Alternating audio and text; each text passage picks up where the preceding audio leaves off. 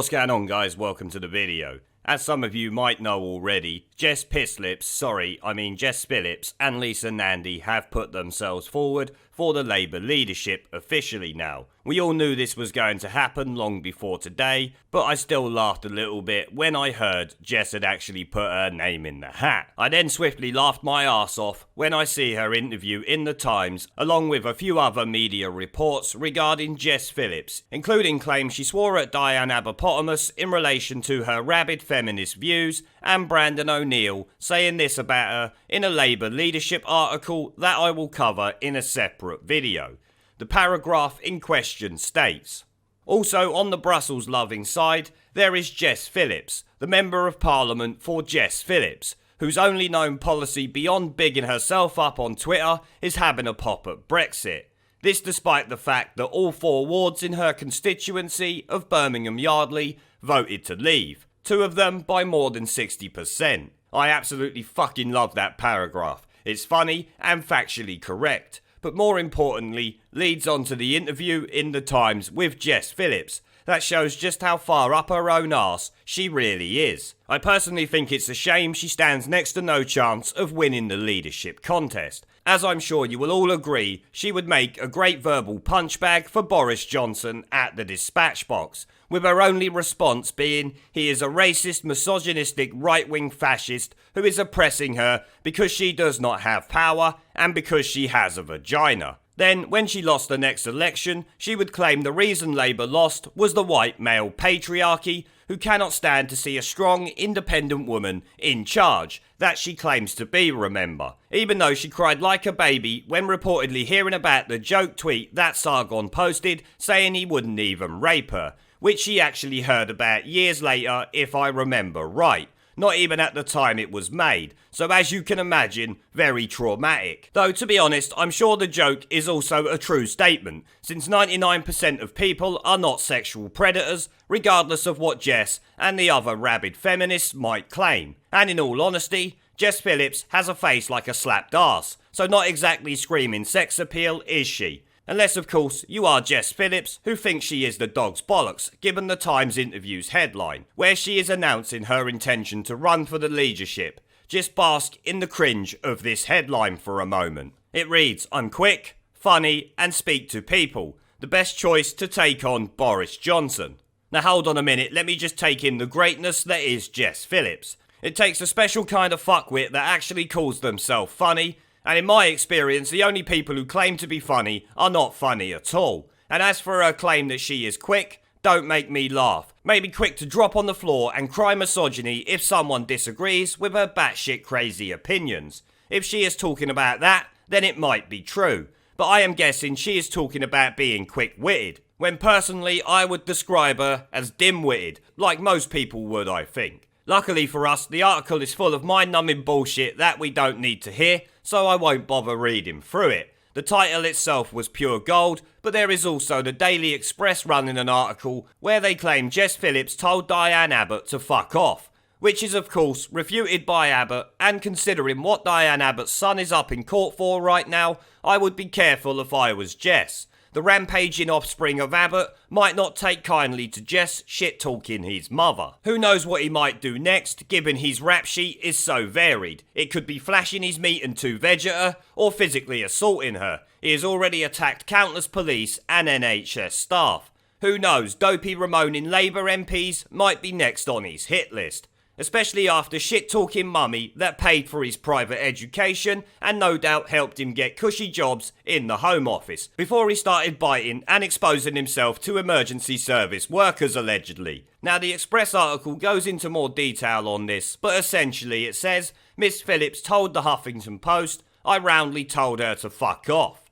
And when asked what Miss Abbott did next, the Labour MP said she fucked off, which I highly doubt, given Abbott was the spunk trumpet of Corbyn and part of his cabinet, while Jess was a lowly shitweasel MP who had just been elected to Parliament for the first time. In the article, Jess continued, claiming, people said to me they had always wanted to say that to her, and I don't know why they don't, as the opportunity presents itself every other minute, which I'm sure it does. But again, I think is yet more horseshit. her first meetings as a new MP, she is not walking into the meeting telling Diane Abbott, or anyone for that matter, to fuck off. I think she has been taking lessons on fantasy politics from Joe Swinson there. Because obviously Abbott denied Miss Phillips' version of events, telling The Guardian in 2018, Jess Phillips never told me to fuck off. And though Abbott is often full of shit, I would be inclined to believe her in this instance, because I think personally Jess Phillips might even talk more shit than Diane Abbott does. It's certainly a close call, if not. But by far the funniest article I have seen today relating to Jess Phillips running for the Labour leadership is the Mail Online's one, that headlines,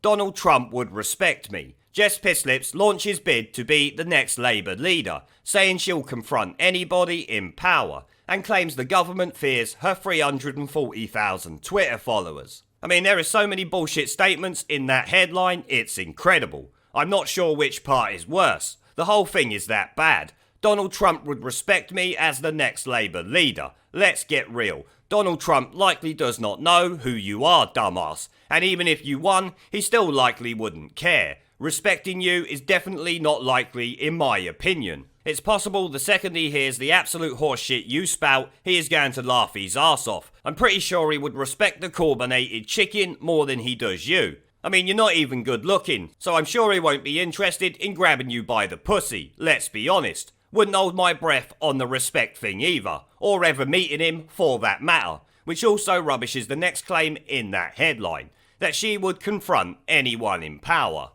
No you won't, because no one in power knows who the hell you are, and likely never will. She ain't winning the leadership election ever in her wildest dreams. Like I said, it's Swinson level fantasy politics that Jess is giving us here, and that is reinforced by the fact that she claims the government fears her 340,000 Twitter followers. As you guys know, most people learn from their mistakes, but the Labour Party and its Ramona MPs seem to be incapable of doing that. To claim anything related to Twitter factors into reality is incredible, especially given the election result that we have just witnessed. And let's not forget, 340,000 Twitter followers, even if they was all from the UK, which they won't be, is still not even 1% of the UK population. Most of them will likely be people who follow Jess just to see the bullshit she puts on. They're not there because they support her. She did also post a cringeworthy message on there announcing her intention to run, but I could not stomach the cringe of recording it and putting it in my video. But essentially she said, "I'm standing to be the next Labour leader. Politics needs honest voices. Only when we are honest again with ourselves and with the country will we become the people who get to make the decisions. I can't do this alone. Join me to help me make things better." None of which, as you will know, is based in reality. Because I'm sorry, we don't see Jess Pisslips as honest, and she will never be one of the people who has power. She won't even get power over the Labour Party, unfortunately, let alone power over the people of this country. So no, Jess, you can't do it alone or with any amount of people. This task is beyond you. Twitter is not reality, regardless of what you think. Which her ridiculous Twitter claim is something this article goes into a little bit more detail about. It says, the mother of two added that the government is scared of her 340,000 Twitter followers, as we see in the headline. The fact that I have many Twitter followers means that the government is scared when I put it out there, and then much more likely to react, she said. So when was the last time the government reacted to Jess Phillips' Twitter? Anyone let me know? Because I couldn't find anything during the brief look that I just did. How delusional and out of touch do you need to be to think that your Twitter following is relevant to you being elected as Prime Minister? We have seen the Ramonin parties get trashed at the last election because they wrongly put their faith in what the Twitter echo chamber was telling them, rather than listening to the real people on the streets of this country who was actually going to vote for them. Her claims nothing can silence her is also bullshit. Her reach is not that big to need silencing, and let's be honest, the absolute shit she spouts does not need to be silenced because it's no more than complete dribble that no one even bothers to listen to. She is essentially screaming to no one important that actually cares. And like I said, should she end up winning the leadership contest, like everyone else who has put their name forward, they will only ensure another Tory government wins the next election and likely a few more after that. Just like Corbyn and the rest of them, she is a Ramonin unelectable fuckpig with delusions that make people in the nut house look sane. It's incredible. But let them keep thinking Twitter is relevant to the real world though. It gives me endless content and ensures we don't get lunatics like Jess Pisslips as our Prime Minister. Even though her as Labour leader would be great news for everyone. But, as I said, it's not going to happen. But on that note guys, I will end the video there. I've been waffling on for long enough about the delusions of yet another Labour MP who plans to run for the leadership. Before I do go, I want to thank our PayPal, Patreon, Subscribestar and YouTube members for supporting the channel, along with everyone who watches my videos. Remember to let me know what you guys think down in the comment section below. Leave a like, subscribe with the notification bell and share this video as it helps the channel a lot. And I'll see you all in the next one. And Corbyn neutral by Christmas.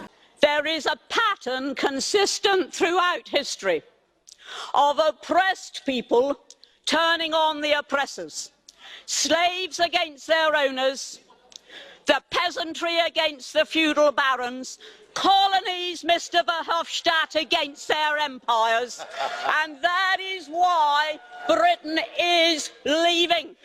And it doesn't matter which language you use, we are going and we are glad to be going.